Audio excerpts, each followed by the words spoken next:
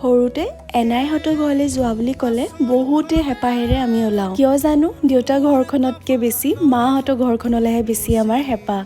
মামা ঘৰ যাম বুলি ক'লে একদম আগতীয়াকে ওলাওঁ। মোৰ এই কথাটো চাগে আপোনালোকো মান্তি হ'ব।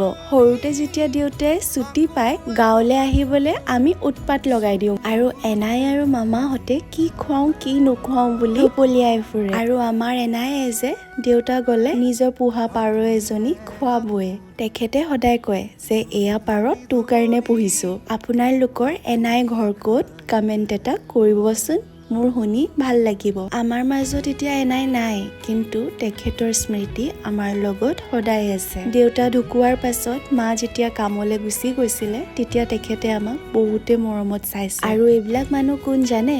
মোৰ লং ব্লগটো চাওক তেতিয়া গম পাব। আৰু আজিৰ নাম কেইটা হৈছে নৱনীতা, কল্যাণী আৰু স্মৃতি। আজিলৈ আহোঁ।